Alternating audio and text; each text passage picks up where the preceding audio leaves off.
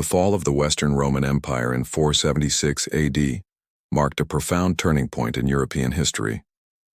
While the empire that once dominated the known world ceased to exist, the idea of Rome's imperial legacy lived on.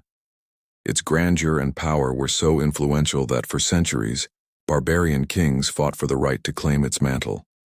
Among them, a Germanic dynasty from Saxony managed to rise from the ashes, resurrecting the imperial title and founding a new empire, one that would endure for nearly 1,000 years. This is the story of how the Holy Roman Empire was born from the collapse of Rome. After the fall of the Western Roman Empire, the Germanic tribes of the region faced a period of internal turmoil. Among these tribes, the Franks stood out. Their power grew as they successfully conquered the surrounding West Germanic tribes, consolidating control. At the forefront of the Frankish tribe was King Clovis I, who founded the Merovingian dynasty around 508 AD. Clovis's decision to accept Catholic baptism was a pivotal moment in European history. It wasn't just a change of religion, it was a strategic political move that would reshape the future of Europe for centuries to come. Clovis's baptism strengthened his authority as the king of the Franks, but more importantly, it laid the groundwork for a powerful alliance between the Franks and the Catholic Church. By aligning with the Church, Clovis ensured the support of the clergy, while the Church gained a powerful secular protector. This relationship would have long-lasting effects on education, law, and culture throughout Western Europe.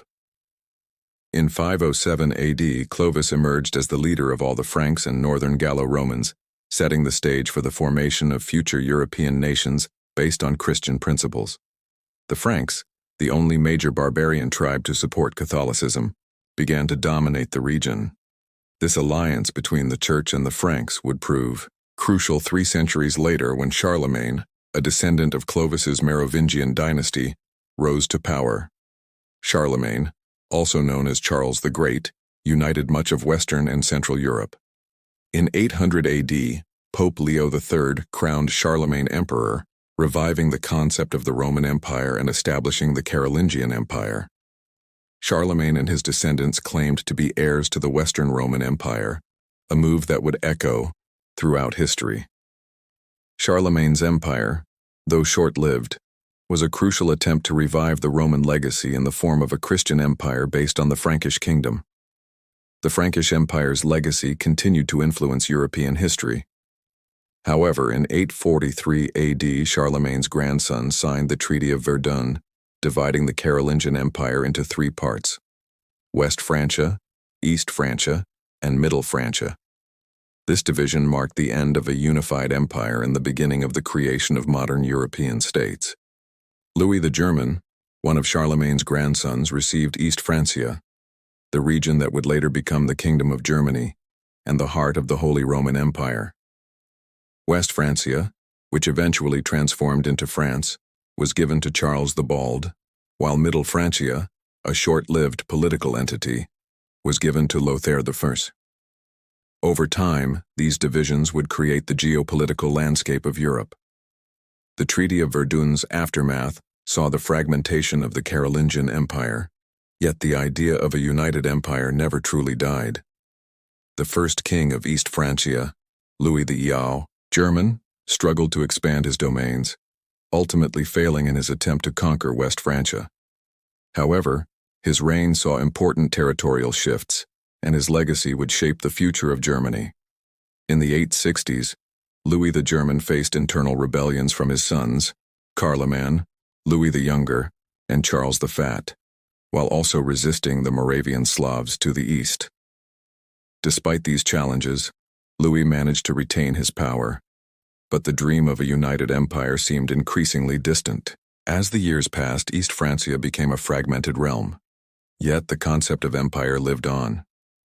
In 877, Louis the Younger, son of Louis the German, played a key role in securing the region's future by consolidating power and laying claim to the imperial title, although he did not live to achieve it. The political instability continued, with his death paving the way for new rulers, including his sons, and the expansion of Frankish influence. After the death of Louis the Younger, East Francia, previously known as the heart of Charlemagne's empire, was left in a state of disarray. The grand dream of a united Christian empire seemed increasingly distant, but it was during this time of uncertainty that a new ruler emerged, Henry the Fowler, Duke of Saxony. His reign would mark the beginning of the Saxon dynasty and set the stage for the formation of the Holy Roman Empire. Henry's reign began in 919, when he was elected as King of East Francia, a significant turning point in the history of Germany. His early years as king were spent consolidating his power and securing his kingdom from external threats. Unlike his predecessors, Henry was a strong military leader, and his strategic prowess enabled him to defend his territories against invaders. One of the major threats during his rule came from the Slavic tribes to the east, whom Henry fought off with great success, reinforcing his authority across the realm. Henry the Fowler's military victories, combined with his ability to forge alliances with the powerful German dukes, strengthened East Francia's borders and made it a dominant force in Central Europe. His leadership transformed a fractured and divided region into a more unified state, providing stability that would be crucial for the future of the Holy Roman Empire. However, Henry's reign was not just about securing military victories, it was also about laying the foundation for his successors. The Saxon dynasty that Henry established would be instrumental in the formation of the Holy Roman Empire, but it would be his son, Otto I, who would truly cement the legacy of the Saxons and the empire that would come to dominate medieval Europe. When Henry the Fowler passed away in 936, his son Otto I succeeded him as king of East Francia. Otto's reign would be even more transformative than his father's. Otto I was a capable and ambitious ruler, determined to expand his kingdom and restore the imperial dream. His military victories in the 10th century, especially against the Magyars, Hungarians, at the Battle of Lechfeld in 955, were crucial in securing his reputation as a powerful leader and consolidating his rule over Germany. Otto's victory over the Hungarians was a decisive moment in European history, as it prevented the Hungarian invasions from further threatening Western Europe for the next 2 decades. But Otto's ambitions were not limited to defending his kingdom. He sought to revive the idea of a Christian empire in the West, building upon the legacy of Charlemagne and his Carolingian Empire. Otto's dream was realized in 962, when he was crowned Emperor of the Holy Roman Empire by Pope John XIII. This coronation marked the official restoration of the imperial title and symbolized the fusion of secular and spiritual power. By claiming the imperial title, Otto not only connected his reign to the ancient Roman Empire but also strengthened his legitimacy as a ruler. The Holy Roman Empire, although a new creation, was a direct successor to the Roman Empire in spirit, and Otto's coronation signified the renewal of Rome's imperial ideals. Otto I's reign as emperor was marked by his efforts to strengthen imperial power while maintaining a delicate balance with the Catholic Church. Otto recognized that his authority was deeply tied to his relationship with the papacy, and he worked diligently to secure the Church's support. In return, the Church provided Otto with legitimacy and protection, a partnership that would endure throughout the Middle Ages.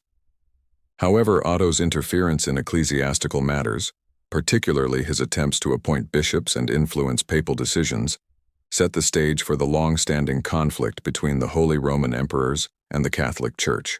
Despite these tensions, Otto I's reign was largely successful.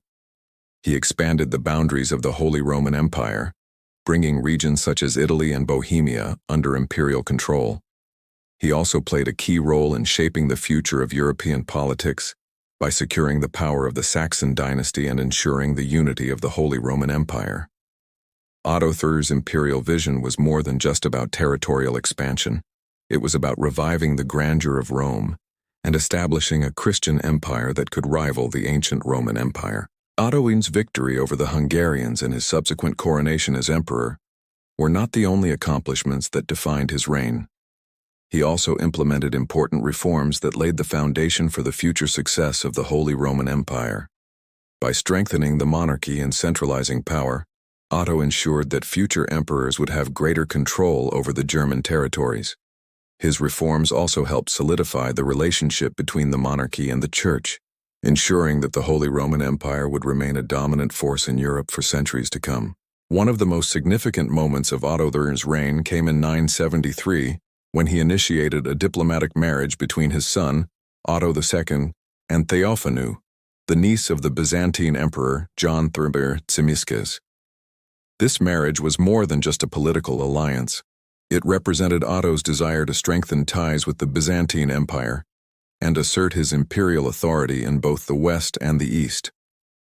The union between the German and Byzantine royal families symbolized the growing power of the Holy Roman Empire and its ability to shape European politics. In 1982, Otto I achieved another significant victory against the Byzantines when he defeated their forces at the Battle of Stylo. This victory strengthened his position in Italy and solidified his influence in the Mediterranean. However, Otto I's ambitions were not without challenges. In the later years of his reign, Otto faced internal conflicts within the empire, particularly from powerful German princes and rival factions within the church. Despite these difficulties, Otto remained steadfast in his efforts to expand the empire and maintain its unity. Otto I died in 973, leaving behind a powerful and unified empire. His son, Otto II, succeeded him as emperor, but the challenges Otto I had faced during his reign would continue to haunt his descendants. Nevertheless, Otto I's legacy was secure. He had restored the imperial idea in the West, reviving the notion of a Christian empire that would endure for centuries. The Ottonian legacy and challenges. The Holy Roman Empire, founded by Otto I, became a powerful political entity in Western Europe, but it was far from stable. After Otto I's death, his son Otto II inherited the throne. Otto II, despite his father's solid foundation, faced a range of challenges during his reign. His efforts to expand the empire and maintain the unity that his father had achieved were marred by rebellions and external threats. One of the most significant threats came from the East, as the Byzantine Empire and the Fatimid Caliphate both sought to undermine Otto's authority. Otto II's reign is often viewed as a period of consolidation, where his struggles with rival factions and internal unrest demonstrated the fragile nature of the empire. Despite this, Otto II's marriage to Theophanu, the Byzantine princess, and his success in defeating the Hungarians at the Battle of Lechfeld cemented his position as a strong ruler. However, his sudden death in 983 left the empire in turmoil, with his young son Otto III ascending to the throne. The death of Otto II marked the end of the Ottonian dynasty's golden age, but it also set the stage for the challenges that would define the Holy Roman Empire for the centuries to come. The succession crisis that followed Otto II's death highlighted the fragility of the empire and the challenges of maintaining control over such a vast and diverse territory.